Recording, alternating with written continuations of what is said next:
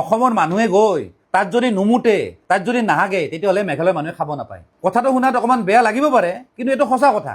আৰু যদি পেইড টয়লেটৰ পৰা তেওঁলোকে যদি পইচা নাপায় আৰু সেই পইচাখিনি যদি তেওঁলোকৰ প্ৰয়োজন নাই, তেতিয়াহ'লে তেওঁলোকে টয়লেটখিনি ফ্ৰী কৰি দিয়ক। তেওঁলোকে কেতিয়াও নিদিয়ে। তাৰমানে আমাৰ মানুহে হাগিলে, আমাৰ মানুহে মুতিলে তেওঁলোকে খাব পায়। এইটো একদম সঁচা কথা। অসম আৰু মেঘালয়ৰ মাজত যিটো বিবাদ চলি আছে তাৰ ওপৰত মিটিং হৈ গ'ল, ঠিকে আছে, কিন্তু এই যে জোৰাবাট গেটখন যে খুলি দিয়া দি হ'ল নহয়, এইটো কিন্তু একো ভাল কথা হোৱা নাই। আচলতে কি জানেনে, অসমৰ একাংশ মানুহ নিলাজ, তেওঁলোকৰ ধৈৰ্য নাই। এই প্ৰতিবাদটো যদি আৰু কেইদিনমান যদি দীঘলীয়া হ'লহেঁতেন নহয়, তেতিয়াহ'লে মেঘালয় চৰকাৰ বা মেঘালয় প্ৰশাসন বা মেঘালয়ৰ জনসাধাৰণে এটা কথা ৰিয়েলাইজ কৰিলে হয় যে অসমৰ লগত যদি আমি ভাল ৰিলেশ্যন নাৰাখোঁ, যদি ব্ৰাদাৰহুড নাৰাখোঁ, তেতিয়াহ'লে আমি পস্তাম।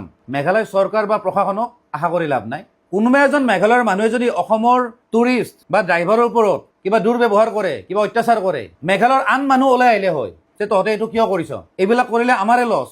সেই কথাখিনি প্ৰত্যেকজন মেঘালয়ৰ মানুহে ৰিয়েলাইজ কৰিব লাগিছিল, কিন্তু তেওঁলোকে সেইটো নকৰিল। কাৰণ আমাৰ ধৈৰ্য নাই। ক'ৰবাত কিবা আশা দিলে, মন্ত্ৰী অতুল বৰাই কিবা এটা কৈ দিলে, আমাৰ মানুহে মানি গ'ল। কথাটো হ'ল, আমাৰ মন্ত্ৰীবিলাকে সেই বেয়া অভিজ্ঞতাবিলাক পাইছে নেকি মেঘালয়ত গৈ? কেতিয়াও পোৱা নাই। তেওঁলোকে চিকিউৰিটি লৈ যায়। আমি সাধাৰণ মানুহবিলাকে যাওঁ গাড়ী লৈ, ক'ৰবাত আমাক উল্টা পুল্টা ফাইন কাটি দিয়ে, ক'ৰবাত মেঘালয়ৰ মানুহৰ লগত কাজিয়া হয় বিনা কাৰণত। এইবিলাক আমি ফেচ কৰোঁ। মেঘালয়ৰ একাংশ মানুহে এতিয়াও কৈ আছে যে তেওঁলোকে অসমৰ লগত মিলি নচলিলে একো প্ৰব্লেম নাই, তেওঁলোকৰ কোনো লছ নাই। কিন্তু আচল কথাটো হ'ল, অসমৰ লগত যদি মিলি নচলে, তেতিয়াহ'লে তেওঁলোক ইকনমিকেলি কলেপছ হৈ যাব।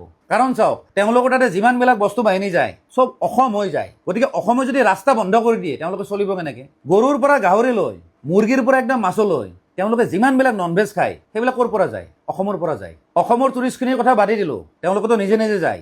বাহিৰৰ পৰা যিখিনি টুৰিষ্ট আহে, তেওঁলোকে কেনেকৈ যায়? প্ৰথমতে গুৱাহাটীত থাকে, গুৱাহাটীৰ পৰা কেব এখন লয়, সেই গুৱাহাটীৰ কেব ড্ৰাইভাৰে শ্বিলঙত লৈ যায়। গতিকে কেব ড্ৰাইভাৰজনে যদি শ্বিলঙত বা মেঘালয়ত অত্যাচাৰ পায়, সেই মেঘালয়ৰ মানুহখিনিৰে লছ। যিখিনি মেঘালয়ৰ মানুহে এতিয়াও কৈ আছে যে তেওঁলোকে অসমৰ লগত মিলি নচলে, অসমক তেওঁলোকৰ প্ৰয়োজন নাই, তেওঁলোকক এটা কথা ক'ব খোজোঁ, এই যে অসমৰ মানুহবিলাক যে মেঘালয়ত যায়, তাত যে ক'ৰবাত গৈ যে টুৰিষ্ট প্লেচবিলাকত হাগিব যায় বা মুতিব যায়, তাৰ কাৰণে পইচা দিব লগা হয়। মেঘালয়ৰ মানুহে পইচা নোলোৱাকৈ হাগিবও নিদিয়ে, মুতিবও নিদিয়ে। কিন্তু মেঘালয়ৰ মানুহে যেতিয়া গুৱাহাটীত আহে বা অসমত আহে, হাগা মুতাৰ কাৰণে পইচা দিব নালাগে। তাৰমানে মই এটা কথা ক'ব খোজোঁ, অসমৰ মানুহে গৈ তাত যদি নুমুতে, তাত যদি নাহাগে, তেতিয়াহ'লে মেঘালয়ৰ মানুহে খাব নাপায়। কথাটো শুনাত অকণমান বেয়া লাগিব পাৰে, কিন্তু এইটো সঁচা কথা।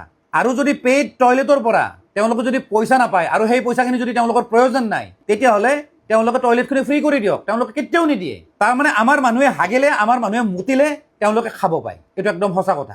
এইটো ক্ষেত্ৰত কিন্তু মই আকৌ কৈছোঁ, অসমৰ একাংশ ইউটিউবাৰ দায়ী। তেওঁলোকে মেঘালয় বা শ্বিলঙত গৈ ফ্ৰী প্ৰমোশ্যন কৰাই দিয়ে। বাৰ্টাৰ কলেবৰেশ্যন। বাৰ্টাৰ কলেবৰেশ্যন মানে কি জানেনে? তেওঁলোকক তাত ফ্ৰীকৈ থাকিব দিয়ে, খাব দিয়ে, আৰু তাৰ বিনিময়ত ৰিল বনাই আহিব, প্ৰমোশ্যন কৰি আহিব। তাৰমানে আমাৰ এই নীলাজ আৰু ভিখাৰী ইউটিউবাৰ কেইটাৰ কাৰণে মেঘালয়ে ফ্ৰী প্ৰমোশ্যন পায়, যাৰ কাৰণে মেঘালয়ৰ সেই একাংশ মানুহে ইমান অহংকাৰ কৰে, এই দম্ভালি মাৰি কথা পাতে। ধন্যবাদ। জয় অসম।